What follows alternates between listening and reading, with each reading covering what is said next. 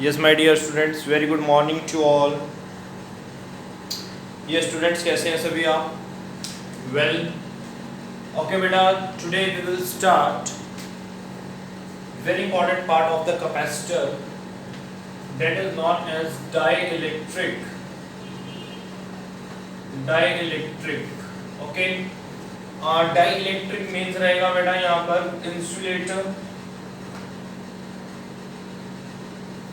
Bad conductor जो होगा, not a good conductor. And you know कि हमारे जो unit test in the sense जो मेन असेसमेंट टेस्ट होने जा रहे हैं बेटा, वहाँ पे कैपेसिटेंस तक आएगा। तो कैपेसिटेंस चैप्टर इजी चैप्टर है, ठीक है। तो इसमें कोई सिलेबस रिड्यूस नहीं होगा तुम्हारा, तो अच्छे से करो। फर्स्ट यूनिट तुम्हें कंप्लीट करना होगा, तो बहुत अच्छे से इस यूनिट को कंप्लीट करेंगे सारे। तो बेटा आज ये जो स्टार्ट कर रहा हूँ इसमें बेटा मुझे कुछ शॉर्टकट्स भी बताने हैं तुम्हें, क्योंकि कुछ इसमें सीबीएसई का पार्ट रहता है, कुछ इसमें 3 डिवीजन हो जाती हैं इसके अंदर बेटा सीबीएसई की। क्योंकि बेटा टॉपिक कुछ ऐसा कि आता ही आता है, हर किसी में आता है। फिर ये सीबीएसई में अलग आएगा, नीट में अलग आएगा, जेईई में थोड़ा सा डिफरेंट हो जाता है। तो कैसे इसको हमें करना है, लेट्स सी, देखते हैं। तो डाइलेक्ट्रिक बेसिकली क्या होता है बेटा, ये एक कैपेसिटर है जिसको मैंने एक बैटरी से कनेक्ट किया। तो बैटरी से कनेक्ट करने पे इस पे प्लस क्यू चार्ज आ जाएगा, इस पे माइनस क्यू चार्ज आ जाएगा, ये प्लस की चार्ज की प्लेट बन जाएगी, ठीक है। And it will become negative plate with the help of induction process, one electric field induced in this, okay. अब मुझे बेटा यहाँ पर है एयर, अगर एयर है तो कैपेसिटेंस का formula already we had done. See कहां पे हमने ये फार्मूला किया था, जब मैंने तुम्हें पैरेलल प्लेट कैपेसिटर्स करवाए थे। पैरेलल प्लेट कैपेसिटर में मैंने तुम्हें इलेक्ट्रिक फील्ड का फार्मूला, पोटेंशियल डिफरेंस का फार्मूला, कैपेसिटेंस का फार्मूला ये करवाया था। तो कैपेसिटेंस का फार्मूला होता है बेटा epsilon naught A divided by D। What is the A? A is the area of the plate and what is the D? D is the division. तो बेटा यहाँ पर ध्यान से पढ़ना इस कैपेसिटेंस के फॉर्मूले को। मैंने तुम्हें बताया था कि capacitance is not directly proportional और इनवर्सली प्रोपोर्शनल, या we can say capacitance does not depend on the charge, means charge and potential. ये चार्ज और पोटेंशियल पे डिपेंड नहीं करेगा, because it is the property. It depends on its the dimension, इसका area कितना है, इसके अंदर गैप कितना है, d सेपरेशन कितना है दो प्लेट्स के बीच में। तो देख सकते हो एरिया पे डायरेक्टली डिपेंड है और गैप पे इनवर्सली डिपेंड है, ओके। तो बेटा अगर मैं इनके अंदर कुछ चेंजेस करूंगा तो डेफिनेटली इसके अंदर चेंज होगा। और ये जो फार्मूला एप्लीकेबल है बेटा, ये सिर्फ एयर इन द सेंस कि दो प्लेट्स के बीच में जो मीडियम है वो मीडियम एयर है, ठीक है। अब मैं क्या करने जा रहा हूँ कि इसके अंदर एक डाइलेक्ट्रिक भरने जा रहा हूँ, इसके अंदर फिल कर देंगे, दो प्लेट्स के बीच में डाइलेक्ट्रिक डाल देंगे। अगर मैं कैपेसिटर की 2 प्लेट्स में डाइलेक्ट्रिक फिल करता हूं तो बेटा देखते हैं क्या होगा। एयर को हटा देते हैं। Now it can be written with any medium like mica, paper. ऐसा मीडियम रखना बेटा, जैसे एग्जांपल दे रहा हूं मैं, माइका है, mica is the what, mica is the one type of a would. तो जैसे इसके तुमने स्टार्टिंग में पढ़ा भी होगा कि जो हमारा इलेक्ट्रोस्टैटिक चार्ज है उसमें इस माइका का रोल है, ठीक है। पेपर हो गया या वुड हो गई, ऑयल हो गया, इस टाइप से इसके अंदर हमें इंसुलेटर, रबर, प्लास्टिक कुछ फिल कर सकते हैं जो इंसुलेशन का काम करे। इन दो प्लेट्स के बीच में अगर मैं इंसुलेशन का काम करवाता हूँ तो बेटा इस फॉर्मूले में क्या चेंज आ जाएंगे, तो सिंपल सा है कि कैपेसिटेंस चेंज हो जाएगा। जो कैपेसिटेंस डाइलेक्ट्रिक के लिए आएगा, डाइलेक्ट्रिक का जो कैपेसिटेंस होता है, मान लो यहाँ पे बेटा माइका है या कुछ भी है और उस डाइलेक्ट्रिक की वैल्यू है K। डाइलेक्ट्रिक की वैल्यू, कोई इस K की वैल्यू को लेके टेंशन में नहीं आएगा क्योंकि गिवन होती है न्यूमेरिकल में। This is impossible to memorise क्योंकि नंबर ऑफ इंसुलेटर्स है तो हर एक की वैल्यू अलग अलग हो जाती है। Water is also insulator. तो यहाँ पर जो डाइलेक्ट्रिक है उसकी जो वैल्यू है वो K है, ठीक है। तो कैपेसिटेंस विद डाइलेक्ट्रिक, ये कैपेसिटेंस क्या है, ये कैपेसिटेंस है एयर में, ठीक है। तो ये वाला जो कैपेसिटेंस है एयर को मैं स्मॉल ए लिख लेता हूँ, ठीक है। यहाँ डाइलेक्ट्रिक को स्मॉल डी लिख लेता हूँ। तो वो कितना होगा, इस कैपेसिटेंस को K से इस डाइलेक्ट्रिक से मल्टीप्लाई कर दो तो epsilon naught A D as it is रहेगा। अब मैं तुम्हें इसी फॉर्मूले में चेंज करके दिखाना चाहता हूँ बेटा कि हम इस फॉर्मूले को चेंज कैसे करेंगे। ठीक है, ये कैपेसिटेंस का फॉर्मूला आ चुका है, सिर्फ हमने क्या किया, डाइलेक्ट्रिक अगर इंट्रोड्यूस हुआ तो जितनी वैल्यू डाइलेक्ट्रिक की होगी उतने टाइम्स इस कैपेसिटेंस की वैल्यू इंक्रीज हो जाएगी। किससे? उस कैपेसिटर जिसके दो प्लेट्स के बीच में एयर थी, अगर मैं उसमें कुछ डाइलेक्ट्रिक फिल कर दूंगा तो उसकी जो भी वैल्यू होगी बेटा वो यहाँ पे मल्टीप्लाई हो जाएगी। मान लो फॉर एग्जांपल इसकी वैल्यू 10 है, ठीक है, तो और प्रीवियस कैपेसिटर जो था वो उसकी जो कैपेसिटेंस थी मान लो 20 माइक्रोफैरेड थी और 10 डाइलेक्ट्रिक के साथ हमने 10 वैल्यू की डाइलेक्ट्रिक के साथ हमने उसको फिल कर दिया तो 20 into 10 वो सीधा ही क्या हो जाएगा 200 माइक्रोफैरेड पे पहुंच जाएगा कैपेसिटर। तो दैट मींस ये इतने टाइम्स इंक्रीज कर देगा, जो डाइलेक्ट्रिक की वैल्यू होगी उतने टाइम्स तुम्हारी capacitance capacity of the capacitor increase हो जाएगी। इस चीज का बेटा सभी ध्यान रखेंगे। और बेटा अगर हम मैथमेटिकली बात करते हैं तो बेटा मैं इस k को यहाँ नीचे भी लिख सकता हूँ, ये भी चेक करेंगे भाई सारे, epsilon naught a d by k ऐसे लिख सकते हैं। ये चीज बहुत इंपॉर्टेंट है हमारे लिए, बहुत इंपॉर्टेंट। तो अगर मैं इसको d by k लिख सकता हूँ तो क्योंकि अगर मैं इसको वापस चाहूँ तो ऊपर भी लेकर जा सकता हूँ ना सिंपली। तो ये वाला फॉर्मूला अगर तुम मेमोराइज करते हो तो बहुत बेनिफिशियल रहेगा हमारे लिए, क्योंकि हमें जो सॉल्व करना है कैपेसिटेंस विद डाइलेक्ट्रिक। ओके, तो बेटा आप लिखना स्टार्ट करते हैं थोड़ा सा, ठीक है। सो नाउ राइट डाउन, इसमें ज्यादा कोई डेरिवेशन नहीं है क्योंकि तो डेरिवेशन ऑलरेडी हमने की हुई है ना कैपेसिटेंस की, तो सिंपल k को इंट्रोड्यूस किया है यहाँ पे। What is the k? k is the dielectric constant. तो यहाँ पर लिख सकते हैं ये k क्या है, this is the dielectric constant, dielectric constant. Okay, तो इसमें बेटा स्टार्ट करो, ऊपर हेडिंग बनाएंगे parallel plate capacitor, parallel plate capacitor and it's capacitance with dielectric, parallel plate capacitor and it's capacitance with dielectric.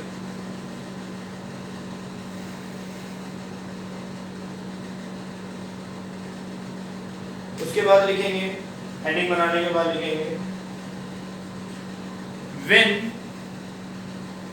when only air is between the plates, when only air is between the plates, तो यहाँ पर चाहे एक capacitor बना लें, ठीक है ना, नोट्स बना लें तो अच्छे से बनाएंगे। ये है कैपेसिटर चार्ज Q माइनस, ठीक है, यहाँ पर बेटा एयर, दो प्लेट्स के बीच में air, this is the parallel plate capacitor. Okay, and यहाँ पर एरिया A और सेपरेशन कितना B, ठीक है, ये बना देंगे। तो हमने लिखा when only air is between the plates, तो then capacitance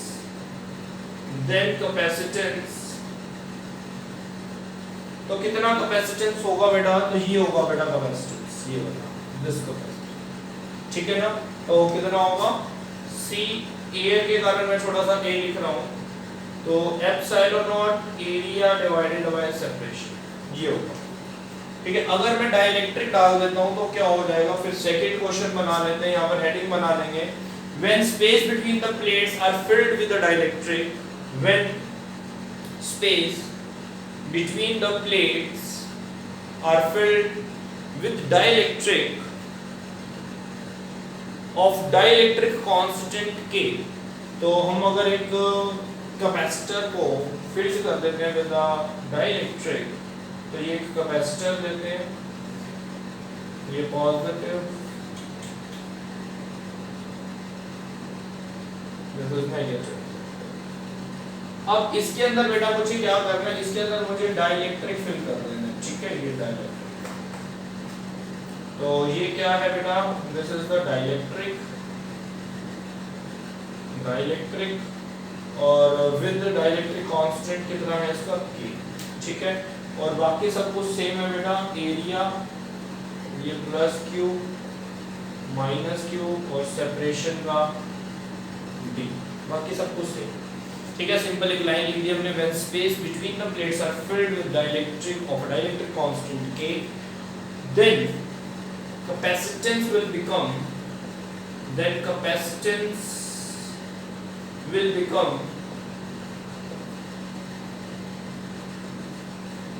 then capacitance will become, कितना कैपेसिटेंस हो जाएगा, तो सिंपल है कि k टाइम्स, तो हम बोल सकते हैं k times will become k times, ठीक है। therefore capacitance of dielectric, D लिख दिया डाइलेक्ट्रिक के लिए मैंने, ठीक है, is k capacitance of air, air की कैपेसिटेंस को k से मल्टीप्लाई कर देंगे तो आ क्या जाएगा हमारे पास basically k epsilon naught a divided by d, it also can be written as epsilon naught a d divided by k, ये वाला बहुत इंपॉर्टेंट फॉर्मूला रहेगा हमारे लिए, ठीक है ना, ये लिखा हुआ है बेसिकली, तो ये बेटा हमने कर लिया, ठीक है। अब बात करते हैं, ये तो एक सिंपल सा तुमने कांसेप्ट याद कर लिया कि इसे मल्टीप्लाई कर दो, या फिर जो सेपरेशन का डिस्टेंस है जिसके अंदर डाइलेक्ट्रिक तुम्हारा सेपरेट हुआ है, कितने डिस्टेंस में वो डाइलेक्ट्रिक तुमने फिल किया है, उस डिस्टेंस के नीचे डाइलेक्ट्रिक कांस्टेंट को डिवाइड कर दो, उस डिस्टेंस के नीचे डिवाइड करना है जितने डिस्टेंस में तुमने डाइलेक्ट्रिक को फिल किया है, ठीक है। अगर तुम थोड़ा कम डिस्टेंस में फिल करोगे तो मैं दिखाता हूँ वो कैसे होगा। तो आई होप कि तुम्हें यहाँ तक क्लियर हो गया होगा ये, ठीक है।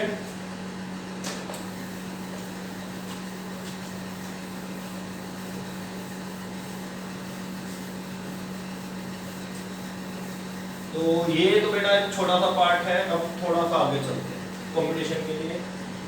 तो कि अगर मेरे पास एक मान लो कैपेसिटर है, अब वो कैपेसिटर के अंदर कई बार ये दो प्लेट्स दे दी जाती है, ठीक है। इन दो प्लेट्स में क्या किया जाता है कि ये प्लेट हो गई और एक ये प्लेट हो गई, यहाँ तक एक डाइलेक्ट्रिक फिल कर देंगे, उसकी कुछ थिकनेस होगी, यहाँ पे कोई और डाइलेक्ट्रिक फिल कर देंगे, यहाँ पर कुछ और डाइलेक्ट्रिक होगा फॉर एग्जांपल, ठीक है, यहाँ पर कोई और डाइलेक्ट्रिक डाल देंगे,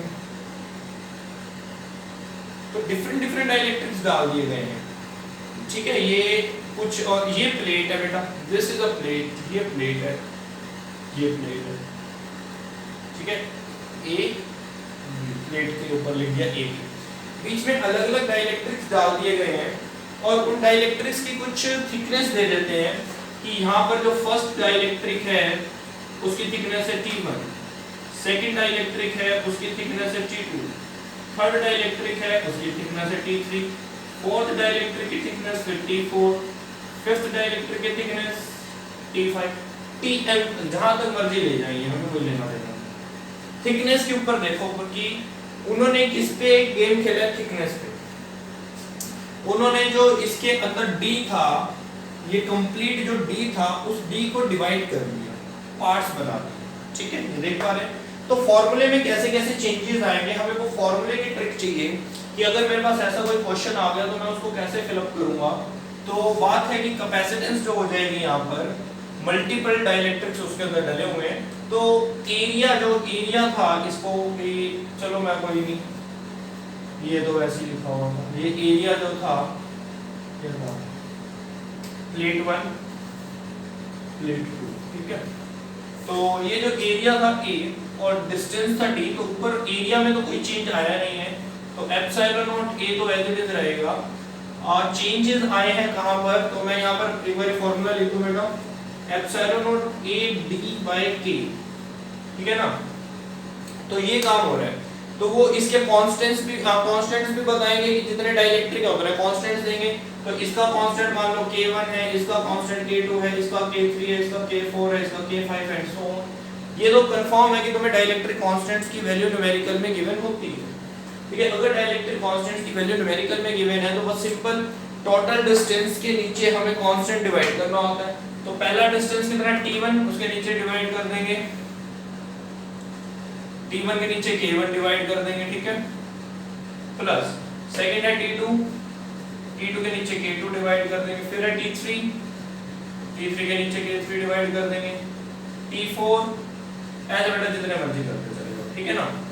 तो ये कैपेसिटेंस बन जाएगी जिसके अंदर मल्टीपल डाइलेक्ट्रिक्स डले होंगे। कैसे देखना है तुमने ये देखना है कि उन्होंने इस D के पार्टीशंस कर दिए छोटे छोटे डाइलेक्ट्रिक्स के साथ, तो थिकनेस और वो dielectric constant, thickness divided by dielectric constant वाला हमने फार्मूला लगाया और काम चल गया, ठीक है। अब इसमें कई बार क्या हो जाता है, एक और आ जाता है, ये सीबीएसई में भी आता है ये पॉइंट, ये सीबीएसई का पॉइंट नहीं है, ये कंपटीशन में मिलेगा। सीबीएसई में क्या करते हैं, ये इतना ये वही प्लेट 1 हो गई, ये प्लेट 2 हो गई, ये टोटल हो गया बेटा डी। एक डाइलेक्ट्रिक कांस्टेंट है इसका K और इसकी थिकनेस है बेटा T, ठीक है, और डाइलेक्ट्रिक कांस्टेंट है कितना इसका K T। जैसे यहाँ पर T1 थिकनेस के नीचे डाइलेक्ट्रिक कांस्टेंट K1 था, तो यहाँ पर T थिकनेस के लिए K कांस्टेंट है, तो मैं यहाँ पर कुछ फार्मूला स्टार्ट करता हूँ, एप्सिलॉन नॉट K, तो मैं यहाँ पर T/K तो कर ही देता हूँ, और अभी देखते हैं कि बाकी क्या होगा। हम कहेंगे इसमें डाइलेक्ट्रिक पूरे गैप के अंदर नहीं फिल किया हुआ, यहाँ पर एज इट इज एयर है, ये एयर है, ये एयर है, तो एयर के लिए तो ये वाला फॉर्मूला होता है कि जितने डिस्टेंस में एयर है डिवाइड कर दो K से। तो अब यहाँ पर हम क्या करें, that is the main point, कि वहां पर हम डाइलेक्ट्रिक कांस्टेंट को कैसे डिसाइड करेंगे। तो सिंपल है, नो प्रॉब्लम, बट करेंगे तो करेंगे कैसे, this is the main point, कि यहाँ पर डाइलेक्ट्रिक वाला फॉर्मूला लगेगा या सिंपल कैपेसिटेंस का फॉर्मूला लगेगा, एप्सिलॉन नॉट E/D का फॉर्मूला लगेगा। तो मुझे ये बताओ, ये वाला फॉर्मूला कहाँ पे लगता है, ये वाला फॉर्मूला उस पोर्शन में लगता है जिस पोर्शन में डाइलेक्ट्रिक फील्ड होता है, ये वाला फॉर्मूला उस पोर्शन में लगता है जहाँ पर एयर होती है, कोई डाइलेक्ट्रिक फील्ड नहीं होता, मतलब वहाँ पे डाइलेक्ट्रिक कांस्टेंट काम नहीं आता, ठीक है, क्योंकि एयर है ना, एयर का इलेक्ट्रिक कांस्टेंट बेसिकली हम मान लेंगे। तो ये बेटा हमारी गेम है, तो एयर वाले में हम ये सिंपल फार्मूला लगा देते हैं। सिंपल फार्मूले में क्या करना है, जितने गैप में एयर है वो गैप यहाँ पे लिख दो, तो आंसर है वो जो एयर है वो D - T गैप में है, ठीक है, D तो पूरी लेंथ होगी, T को मैंने माइनस कर दिया डाइलेक्ट्रिक को, एयर का गैप कितना बचा D - T। इसके नीचे क्या मैं कोई कांस्टेंट डिवाइड करूं, तो आंसर है नहीं करना, बिकॉज़ यहाँ पर एयर फील्ड है, यहाँ पर डाइलेक्ट्रिक फील्ड नहीं है, जहां पर डाइलेक्ट्रिक फील्ड होगा उसकी थिकनेस के नीचे डाइलेक्ट्रिक कांस्टेंट आ जाएगा, ठीक है। तो ये बेटा एक सिंपल फार्मूला है विद द डाइलेक्ट्रिक स्लैब। कोई डाउट है किसी को तो यहाँ पर मेरे से पूछ सकते हैं, गॉट दिस पॉइंट। तो बेटा एक और तुम्हें फंडा पता होना चाहिए, सीबीएसई के लिए बहुत इंपॉर्टेंट, अगर तुम कंपटीशन का सोच रहे हो तो उसके लिए कुछ नहीं है, वो क्या है कि अब कंपटीशन में भागते भागते क्या होता है, सीबीएसई के कांसेप्ट्स तो वीक होते हैं, डेफिनेटली वीक होते हैं। कुछ बच्चों ने मेरा ये कैपेसिटर का पुराना लेक्चर अटेंड किया होगा, डेफिनेटली उसमें मैं बहुत डीप लेकर गया था, ठीक है, लेकिन फिर मैंने वो कंपटीशन को टच नहीं किया, सिंपल मैंने उनको पहले थ्योरी करवाई, थ्योरी के बाद मैं उनको कांसेप्ट बताया कि हाँ that is the capacitor, how it is work, तो ये सारी चीजें मैंने वहाँ पे एक्सप्लेन करी, ठीक है। और इसमें क्या होता है बेसिकली, हम मान लेते हैं कि वो चीज़ हमारा कोई नंबर कई बार नहीं देती, इट्स ओके, बट बेस देती है जो हमें आगे लाइफ में काम आना है, तो उसके लिए भी मैं वीडियोस तैयार करूंगा। तो अभी जो मेरा टारगेट है अचीव करना कि तुम्हें कैपेसिटर पता हो और तुम हर टाइप का कैपेसिटर का न्यूमेरिकल कर सको, बिकॉज का सीबीएसई के अंदर और बाकी नीट और जेई के अंदर भी कैपेसिटर का न्यूमेरिकल आता ही आता है, ठीक है। अभी हमें ये टाइम ऐसा है कि इस टाइम में हमें ज़्यादा से ज़्यादा मार्क्स इकट्ठे करने हैं, ठीक है। बाकी कंसेप्ट्स को स्ट्रॉन्ग बनाने के लिए हम बैठे हैं, कहीं जा नहीं रहे, कंसेप्ट्स भी तुम्हारे स्ट्रॉन्ग बनेंगे। अब यहाँ पर मैं फिर भी एक कंसेप्ट तुम्हें I would like to share with you कि अगर ये डाइलेक्ट्रिक स्लैब तुम बीच में रखोगे तो इसके अंदर एक ऑपोजिट इलेक्ट्रिक फील्ड इंड्यूस होगा, ठीक है। अगर ये इलेक्ट्रिक फील्ड E है तो डाइलेक्ट्रिक के अंदर एक ऑपोजिट इलेक्ट्रिक फील्ड इंड्यूस होगा, और वो डाइलेक्ट्रिक के अंदर ऑपोजिट इलेक्ट्रिक फील्ड इंड्यूस होने के अंदर बेसिक जो रीजन होता है बेटा वो पोलराइजेशन होती है, ठीक है। इसके अंदर कुछ मॉलिक्यूल्स होते हैं जो अनपोलराइज्ड होते हैं, जैसे ही तुम उसको इलेक्ट्रिक फील्ड में रखते हो वो पोलराइज्ड हो जाते हैं, डाइपोल्स बनाना स्टार्ट कर देते हैं। और जैसे ही मैंने तुम्हें एक पॉइंट भी बताया था in the case of the, जब हम क्लासेस में ही थे, मतलब कि जब हम स्कूल में आते थे, तो बेटा एक पॉइंट क्या था कि if I placed two charges in the electric field but these two charges were not making dipole, ये कोई दो चार्जेस हैं, एक पॉजिटिव एक नेगेटिव है, इन्होंने डाइपोल नहीं बनाया, लेकिन जैसे चार्जेस को मैं इलेक्ट्रिक फील्ड में रखता हूँ तो क्या होता है बेसिकली पॉजिटिव यहाँ पर आ जाता है और नेगेटिव यहाँ पर आ जाता है, यहाँ से हट जाता है, मतलब डाइपोल क्रिएट कर लेते हैं। तो इलेक्ट्रिक फील्ड में ऐसा होता है ना, तो ये भी इलेक्ट्रिक फील्ड है, तो इसके अंदर के जो कर लेंगे, पोलराइजेशन हो जाएगी, ठीक है। तो यहाँ पर एक चार्ज आ जाएगा, एक चार्ज यहाँ पर आ जाएगा, बीच में उसके एक ऑपोजिट इलेक्ट्रिक फील्ड आ जाएगा, यहाँ पे पॉजिटिव आ जाएगा और यहाँ पे नेगेटिव आ जाएगा, सॉरी यहाँ पे पॉजिटिव आ जाएगा और यहाँ पे नेगेटिव आ जाएगा, इन प्लेट्स से ऑपोजिट। पॉजिटिव प्लेट के सामने नेगेटिव चार्ज होगा, नेगेटिव प्लेट के सामने पॉजिटिव चार्ज होगा। कहीं जल्दी में इसको ऐसा समझा देते हैं, ठीक है। इसके लिए ये समझा देते हैं कि पॉजिटिव प्लेट है तो यहाँ पर इंड्यूस नेगेटिव हो गया, ये नेगेटिव प्लेट है तो यहाँ पर इंड्यूस पॉजिटिव हो गया और उसने अपना ऑपोजिट इलेक्ट्रिक फील्ड बना लिया। ऐसे समझ लेते हैं, ऐसे भी समझ लोगे लोग। और बेसिकली वैसे पूछा नहीं जाता, जस्ट फॉर नॉलेज कि हाँ डाइलेक्ट्रिक के अंदर हम वैल्यू को कम क्यों कर देते हैं डाइलेक्ट्रिक कांस्टेंट के कारण। तो आंसर है कि वो अपना एक ऑपोजिट इलेक्ट्रिक फील्ड बनाते हैं, ठीक है। तो ये वाला पॉइंट समझ आ गया बेटा, ये आई होप कि तुम्हें ये क्वेश्चन का फार्मूला जरूर समझ आ गया होगा, ठीक है। ये मैंने कब बताया तुम्हें फार्मूला, जब हम इसके सेपरेशन को डिवाइड करेंगे। अब होता है कि एरिया भी डिवाइड हो जाता है with the help of the dielectric. ये भी सीबीएसई का पॉइंट नहीं है, फिर से कंपटीशन का भी पॉइंट है ये भी। तो लेट्स सी कि इन द केस अगर मैं क्या करता हूं, ये कैपेसिटर है, मैं डाइलेक्ट्रिक को ऐसे प्लेस करता हूं, ये एरिया हो गया ना, ठीक है। ये मैंने डाइलेक्ट्रिक को प्लेस किया, यहाँ पर एक डाइलेक्ट्रिक डाल दिया, किसी और टाइप का डाइलेक्ट्रिक यहाँ पे डाल दिया। अब मैं देख रहा हूँ सेपरेशन को डिवाइड नहीं कर रहा, separation d as it is है, एरिया डिवाइड हो गया, स्प्लिट हो गया एरिया, हाफ ऊपर चला गया, हाफ नीचे चला गया। जरूरी नहीं हाफ हाफ का ही हो, कोई भी रेशो हो सकती है, ठीक है।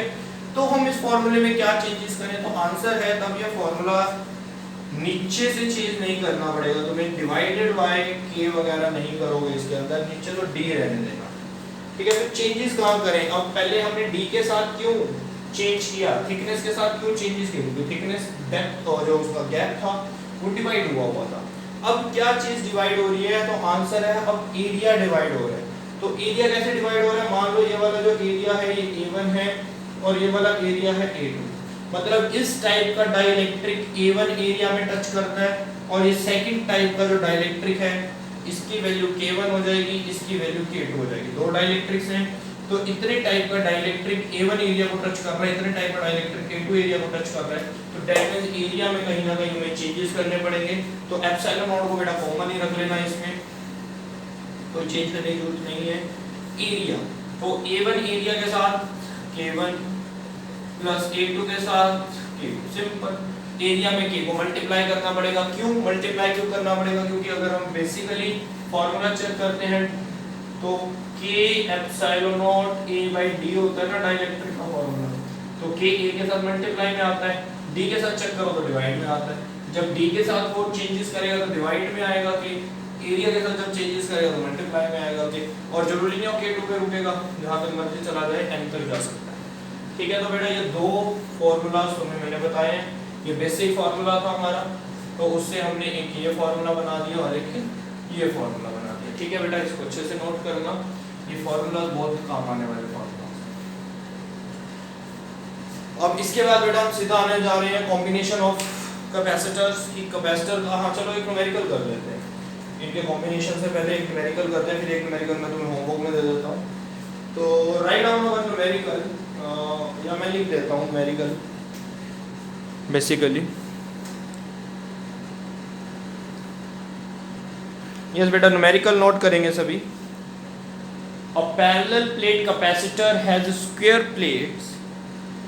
Parallel plate capacitor has square plate of side 0.5 meter are separated. मैं रिपीट कर रहा हूँ बेटा लाइन को। A parallel plate capacitor has square plate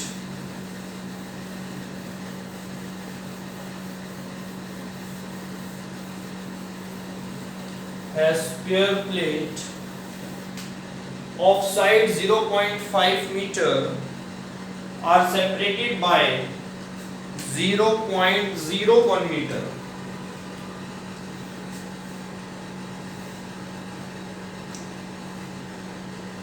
area था 0.5 मीटर, साइड है बेटा नॉट एरिया, तो मल्टीप्लाई हो जाएगा 0.5 मीटर, स्क्वायर प्लेट है, स्क्वायर में a into a हो जाता है।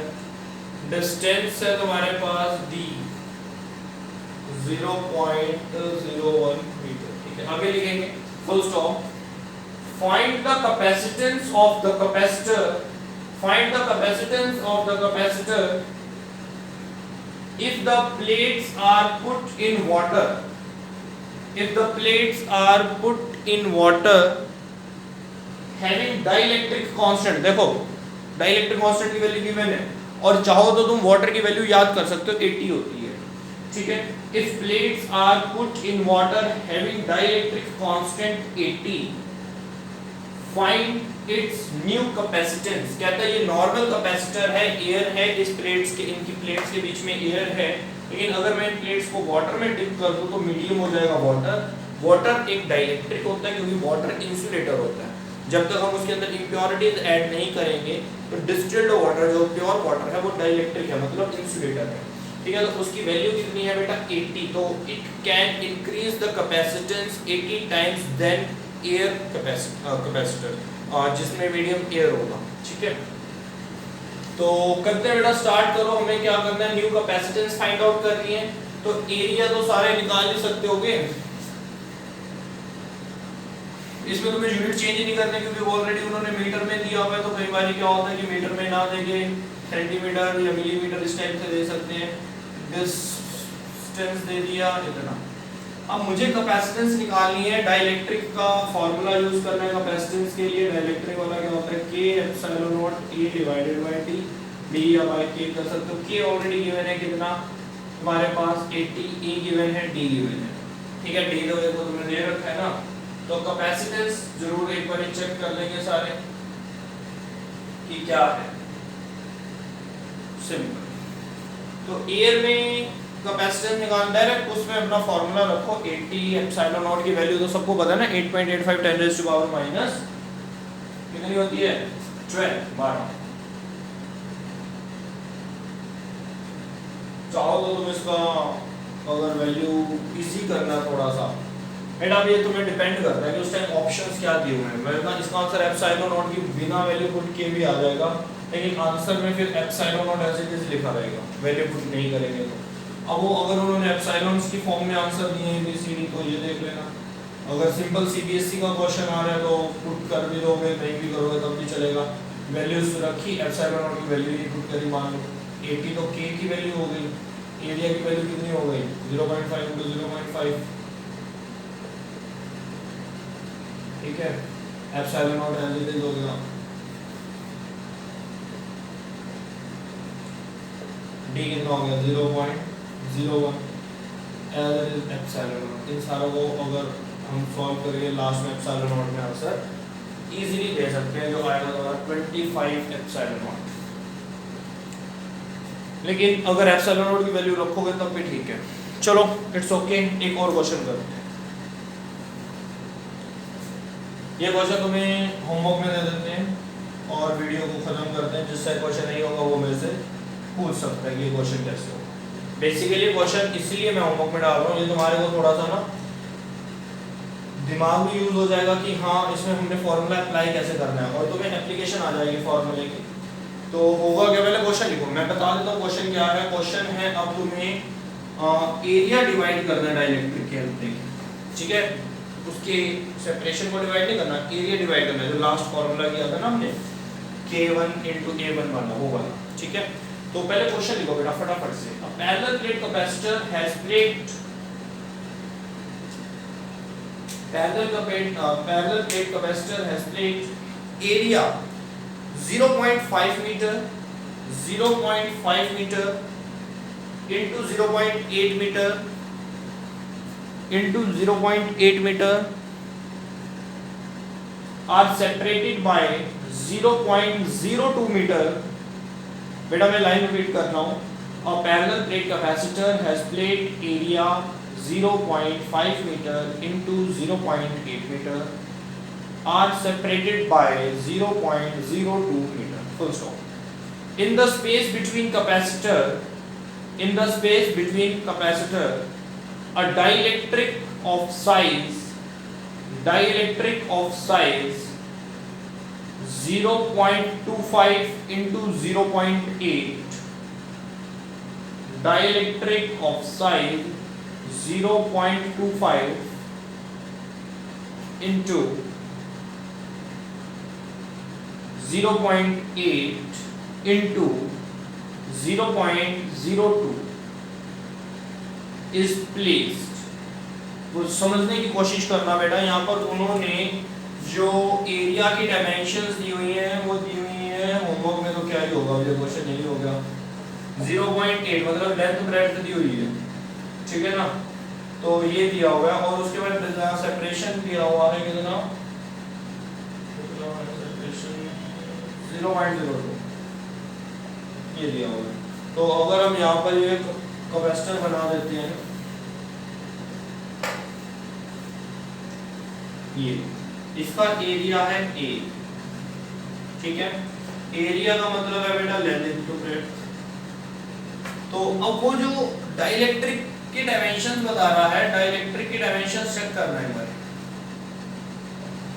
डाइलेक्ट्रिक की डायमेंशन है 0.25 into 0.8 into में 0.02, ये डायमेंशन है। सिर्फ ये वाली डायमेंशन हाफ हुई है, मतलब उसकी लेंथ हाफ कर दी गई है, ब्रेड्थ तो सेम ही रहेगी, ठीक है। तो एरिया प्लेट है ना, लेंथ और ब्रेड्थ होएगी, फिर डी उसका गैप होगा, ठीक है, तो डेट मींस वॉल्यूम के लिए।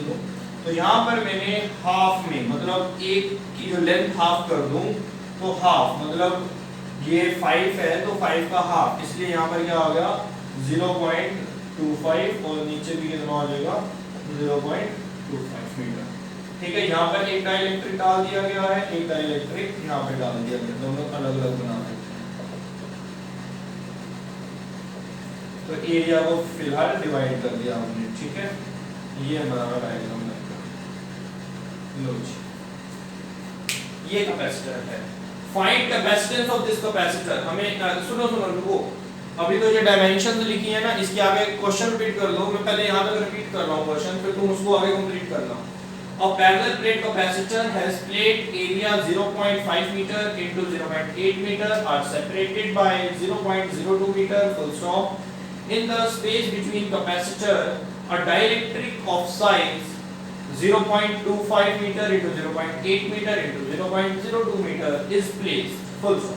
If K is equal to 12, अब आ गया, if K is equal to 12, K कितना है 12, find the capacitance of this capacitor। तो हमें कैपेसिटेंस बतानी है कैपेसिटर की। तो बेटा बहुत सिंपल है कि यहाँ पर एक में प्लेट नहीं है, डाइलेक्ट्रिक नहीं है, एयर है। क्यों? क्योंकि K तो एक ही दिया हुआ है, तो उन्होंने जो डाइलेक्ट्रिक को सेट किया है वो इस डायमेंशन, ठीक है, कि हाफ प्लेट को ही टच कर रहा है, डाइलेक्ट्रिक हाफ प्लेट को टच नहीं कर रहा।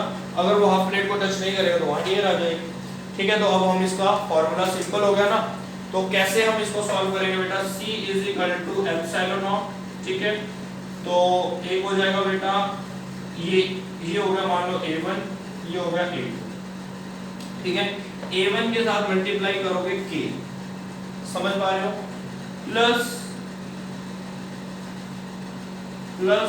A2, what is find, epsilon not तो अपने आप क्या हो जाएगा डिवाइडेड बाय D, D के नीचे K को मत मल्टीप्लाई कर देना, सिंपल। तो A1 है हमारे पास, A2 है, K है, D है, सब कुछ है, पुट कर दो आंसर। चलो बेटा ठीक है, ये क्वेश्चन भी हो गया, 10 कैलकुलेशन तुम्हारे पे छोड़ दी गई है, तो इस कैलकुलेशन को तुम कर लोगे। आई होप कि तुम्हें ये आज का क्लियर हो गया है वीडियो। डाइलेक्ट्रिक को लेकर बेटा मैंने कंप्लीट कर दिया है कि डाइलेक्ट्रिक में इससे ऊपर नहीं जाते, यही क्वेश्चन रहते हैं कंपटीशन में रहे, चाहे वो CBSE में जाए। तो अच्छे से करो इन वीडियोस को। अब बेटा मुझे तुम्हें समझाना है, आज की वीडियो में हो जाएगा, नहीं आज की वीडियो में नहीं होगा, लंबी हो जाएगी video, combination of the capacitors, और फिर उनके सर्किट्स करने हैं कॉम्बिनेशन के, कि कैसे कैसे सर्किट्स आते हैं, कैसे उसको हमें सॉल्व करना है। तो नेक्स्ट वीडियो बेटा हमारी वही होगी कॉम्बिनेशंस को लेके, ठीक है। हैव अ नाइस डे बेटा, टेक केयर।